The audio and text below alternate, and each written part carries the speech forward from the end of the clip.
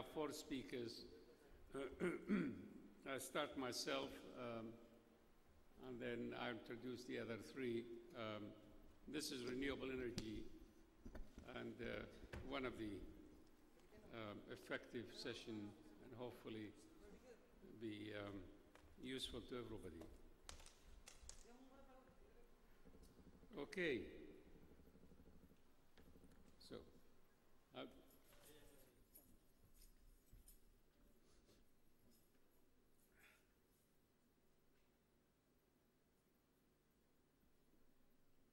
it is for the first time that 2011 we have renewable energy investment is $260 billion, which exceed the investment in petroleum.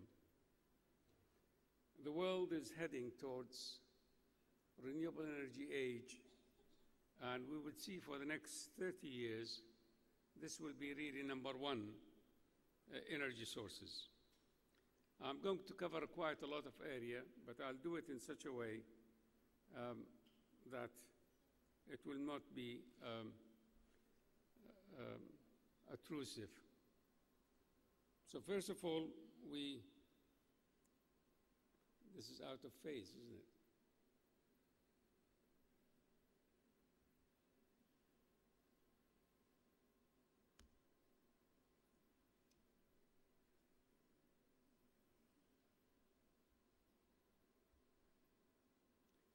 First of all, the climate change. Now, if you remember last year, I said the climate change is a man-made, and this is true. Most of the glacier, most of the iceberg are really start melting. And this is a picture I taken last February in Patagonia, in southern Chile. And you can see the glacier is literally melting.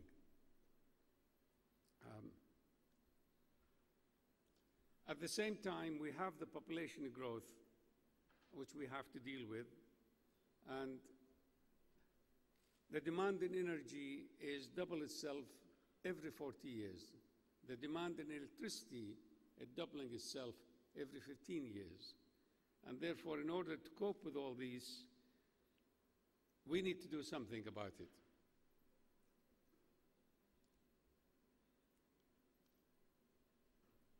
One of the worst parts in dealing with our situation of CO2 emission is the motor car industry and the motor car usage globally. And these are statistics which are very important to know, that 20% of UK emission come from motor car, 33% of US emission, 1 billion vehicles globally use 53% of oil produced. Second largest source of emission in rich countries. Globally, 17% of our global emission come from motor car. But there are indications which the motor car industry is changing. We're having what we call hybrid car, and we have electric car. And these are, of course, a drop in the ocean. They're not really progressing very fast. But however, there are some indication they are progressing in Europe, and they are just appearing in most motor car industries in the United States. And of course, electric car will give a reduction in emission 4 to 3%. So that's quite a lot, compared with what we have at the present moment. These are some innovative technology, which is, in fact, this is a joint venture between Spain and MIT, which produce what we call foldable car. Now you have 4 cars equivalent to 1 car parking in various parts of the world. And these can be folded because each single wheel has a motor by itself. And they have a stick like an airplane to operate these cars. These cars will be available in 2013, and they cost about €12,500. So let us look at renewable energy. Wave energy.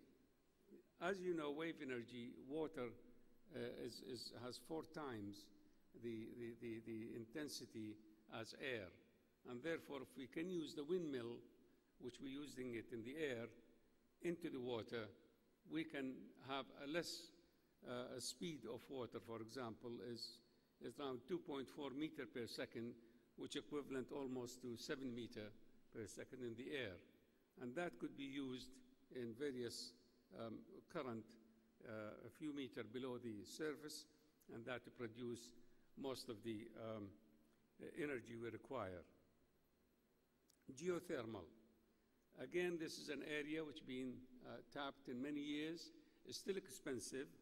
It's about 4 times the conventional energy cost, but nevertheless, many countries around the world have this source available, and of course, the leading country is the United States. And of course, we have the Philippines, we have Turkey, and several Central European countries have this form of energy. Photovoltaic, but by far the largest progress we have seen for the last 10 years is photovoltaic. Photovoltaic started when I started in 1970. I used to buy 1 watt would cost about $100 to $120 a watt. Now you can buy as much as you want in megawatts, and each watt will cost less than $1. Of course, we have various aspects of PV, and one of the really most important, the flexible PV. And also we have some PV which you can peel, just like an ordinary thing, and you stick it in the roof and they produce electricity.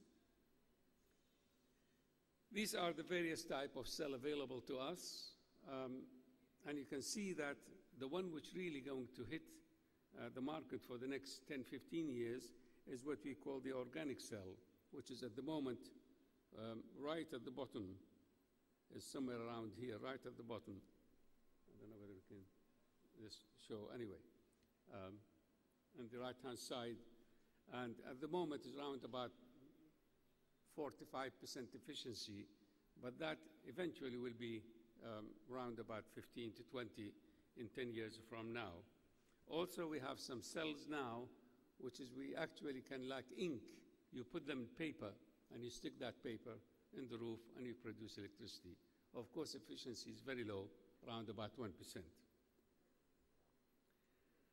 But I want to show you this picture because this is very important for this area.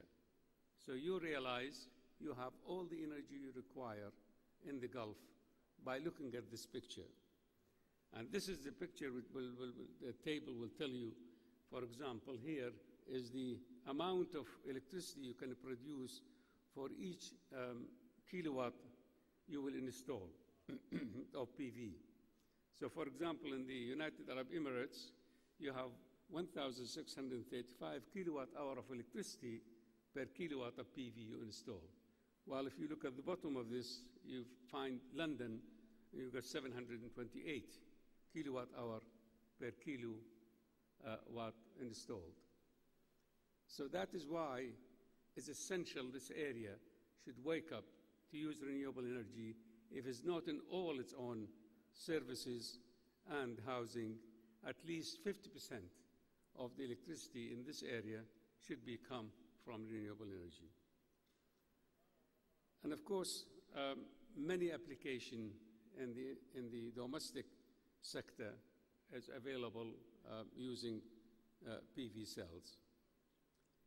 This is in Germany, and you can see that is the sound barrier between the airport in Munich and the city, 500 kilowatt peak. And this is, for example, the causeway between Saudi Arabia and Bahrain. That would have been an ideal situation where you actually can put photovoltaic to produce electricity. This is a win-win situation and never be a loss situation, and then it should be encouraged.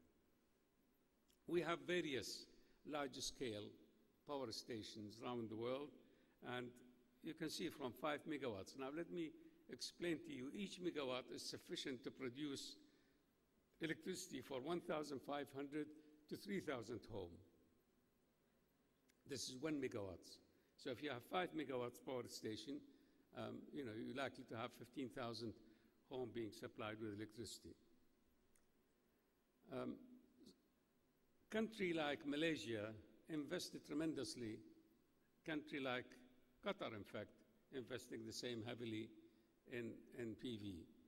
And this is Bush invests 520 million US dollars, euro in Malaysia to produce a manufacturing process which they can produce 650 megawatts a year in PV. A large PV project we have, again, is 400 megawatts, in various parts of the world, in the United States. And this is the production as it appears. Of course, China and Thailand is leading the way, number one, and then followed by the rest of the world. And then next, Europe. And then after that, we have Japan. And then we have North America. So America, in fact, is behind at the moment.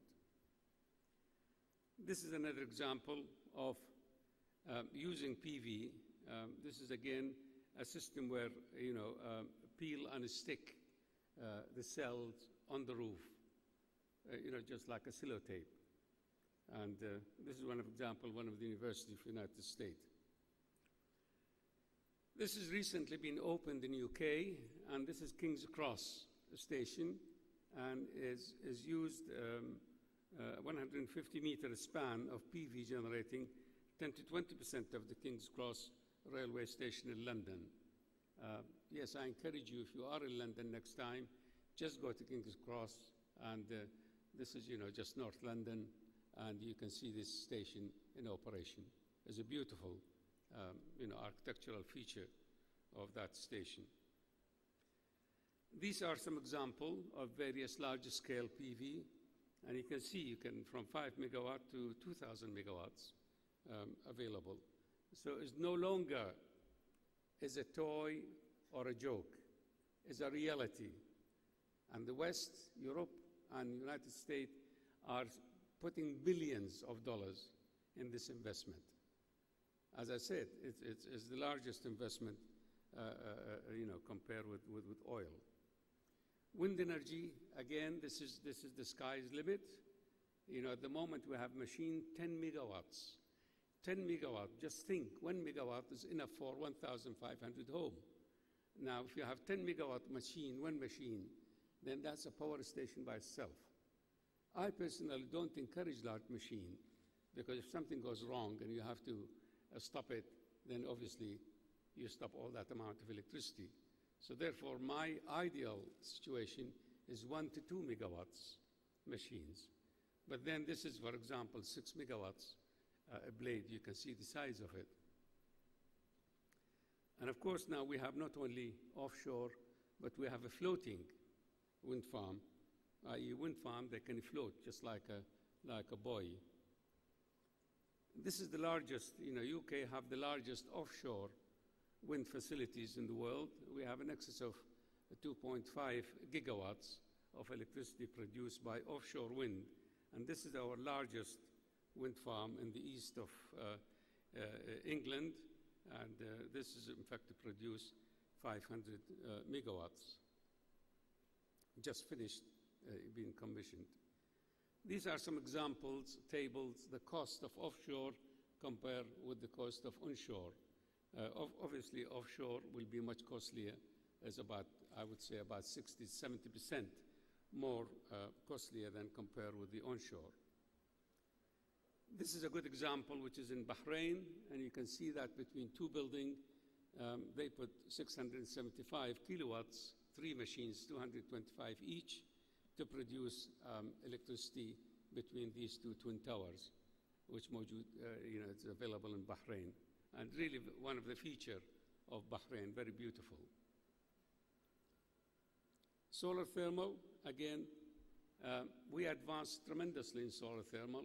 In fact, the payback of solar water heaters around about 2.5 to 2 years if you put solar water heaters. Of course, in your part of the world, you don't need solar water heater because your roof can act as solar water heater. You have so much heat. But the most important part is air conditioning, cooling.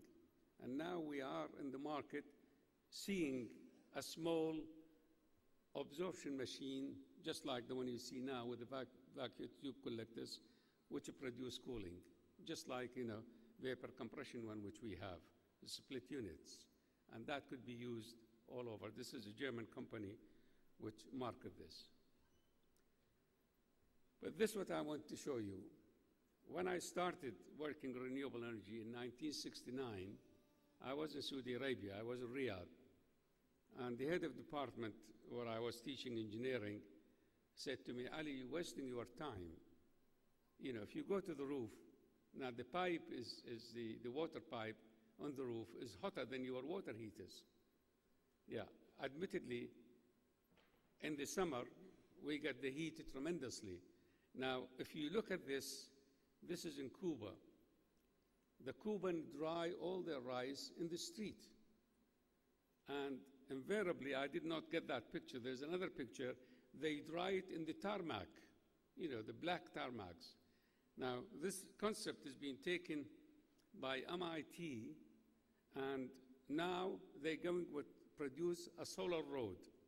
A solar road which you design the road. All these roads which we have, we never use.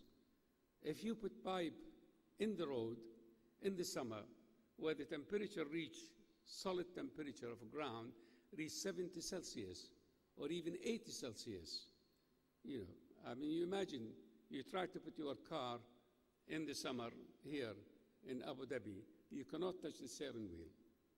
So let alone if you use the tarmac itself and you design a proper system, you can have all the electricity you want.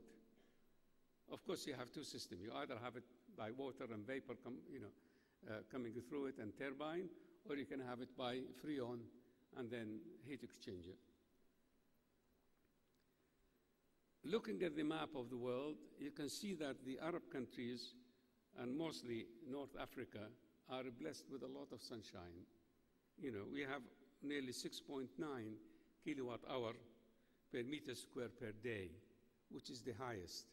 And of course, from that, the Desert Tech system started, that Europe thinking, why don't we just go and install some of the facilities, like solar concentrators in Algeria and produce all the electricity we need for Europe, or for that matter, for the rest of the world. Of course, the solar concentrator, there are 4 different types, which you can use. One of them is the parabolic concentrator, which is shown here, which Spain is leading the way. And there are roughly, in operation, is about 60 systems. And in the future, that will be expected to have 2,500 megawatts. And these are the 4 systems. You have central receiver, you have Stirling engine, and you have Fresnel lens, and you have concentrator. And this is one of the systems which not only the government, but the private enterprise in Spain set up these power stations and then take levy from the people they supply them with electricity. So it no longer became in the hand of the government only. It became in the hand of the private companies. And this is the picture which I showed you, a result of this, that amount of area required to produce electricity to the rest of the world, and that amount of area is enough to produce electricity for European Union. So you can see we have all the energy. The future of this area, not in oil. Oil is the black gold, and we should save it. Save it for generation, because oil have more than 500 applications, from food to medicine to technology to plastic to everything. Burning it just like that for the sake of transportation or for the sake of electricity is wrong. And therefore we have the sun. And the sun is really our future. Fuel cell, again, this is an area which has been progressing very well, and it's a very simple technology. The advantage of fuel cell, when you burn the fuel, you only get water, and you get electricity. So the advantage, you will not pollute the things around you like we do when we burn oil. And of course, many of these fuel cells now used in big trucks like this one. This is really fantastic, 18-meter long articulated truck which uses fuel cells. And these are the type of fuel cell available around the world, progressing slowly. It's still expensive to use, but what we need is one day we use a fuel cell in our iron, in our television, in our radio, in our fan at home, and then that way we will not produce CO2 emission. Hydropower, again, hydropower is the sky limit, and this being the oldest application of renewable energy. But we do not encourage a large hydropower because that is disturb environment, disturb society, and culture. So what we encourage really is from micro hydro to mini hydro and small hydro up to 10 megawatts. These are very, very available in many parts of the world. Biomass. You heard all this morning, waste to energy, and you had anaerobic digestion. Now, this is an area which is been progressing very well. And now many parts of the world utilize biomass to use as gas production, And of course, we have several approaches. Either we can have biofuel, we have bioethanol, or we have biodiesel, which both can be used. Bioethanol produce methane, and biodiesel produce fuel for our diesel car. As I say, as a diesel car, diesel fuel, you can have any except not water, it will operate, any oil. This is one of the examples, which is McDonald's is used. All the disused oil from frying, they put it back and use it in their trucks. So it's automatic, straight away, and it produce, so instead of having petrol. Recycling, again, this is a major area. Now, your future, my future, and our future is of renewable energy. And I want everybody to know this. Whether you are young, you are old, you are middle-aged, this is our future. And we really should think about it seriously. If you think of the two disasters we had the oil disaster in Mexico, and caused a tremendous damage to the environment, And again, we had, of course, that in Alaska, and we had that in many parts of the world. And then, of course, we had the reactor, the 3 buildings at the Fujiyama, power plant, which exploded. So nuclear is not an option. And petroleum, again, it will be not option for burning. So therefore, given these 2 major forms of energy, which led to the global disaster, and with the fossil fuel, prices are reaching record level. Now and beyond any doubt, we are realizing that renewable energy, clean energy, is a major source to our energy, solution to our major energy problem. Now, I quote the head of the United Nations, which last year said this. This is the moral challenge of our generation. Not only are the eyes of the world upon us, more important, succeeding generations depend on us. We cannot rob our children of their future. Thank you very much.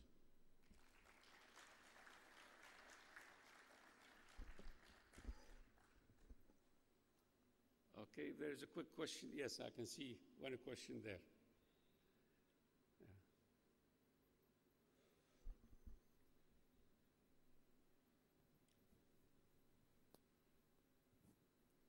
Thank you for your presentation. I just wanted to ask you about your opinion about the nuclear reactors, since the UAE is being very proactive and so is Saudi Arabia in the region, and to promote nuclear energy. I really cannot hear. I cannot hear the question. Perhaps. I was asking about your opinion about nuclear energy, since UAE and Saudi Arabia are being proactive in this field. Yes. Well, let me tell you what I think about nuclear. Nuclear energy is a big mistake. I said that to the Iranian 5 years ago, and I said to them, if you're going to indulge yourself in nuclear, you are causing a destruction of your country. Now, I will not say that to your government because they will not listen to me.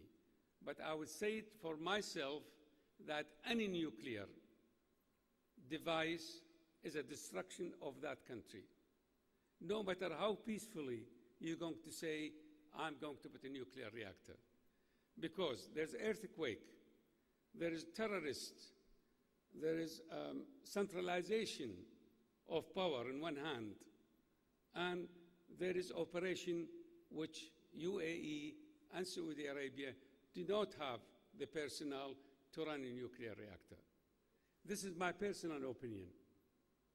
And I stress this because as I speak, as a professor, as an experience in this area, it's a big mistake. We have enough energy in the sun, we have enough energy in oil, we have enough energy in gas, and we have a wonderful country. Why do we have to do it because somebody else done it? That's exactly is the mistake.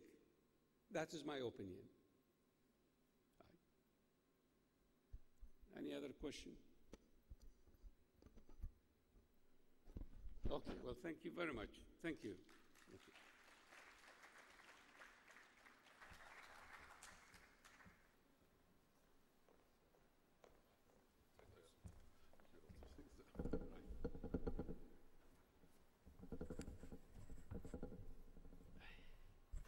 Well, our next speaker is Mr. Rainer Henrik. Rainer is our chairman of policy in the World Renewable Energy Congress, and he's also the president of EREF, which is the European Renewable Energy Federation, the voice of independent producer of energy for renewable sources. He is representing EREF as a board member and the European Renewable Energy Council.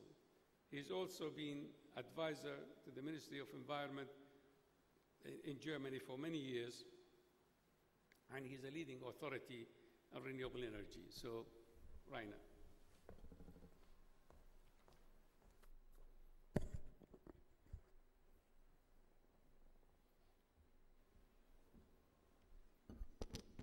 Well, good day to you. It's a pleasure being here. Let me first thank the organizers for having invited me. And I think my presentation follows up very easily, very well on what Professor Saik just presented. He spoke about potentials, about technologies, and my part now will be to talk about policies, because yes, I agree with him and with all those who say the potentials are there, but this does not happen automatically. The policy decisions have to be taken, policies have to be designed, have to be implemented, targets are useful, etc., etc. And I will do this using the example of my home country, which is Germany, a country which, at least I would say in the last decade, was quite successful in developing renewable energy, particularly in the electricity sector.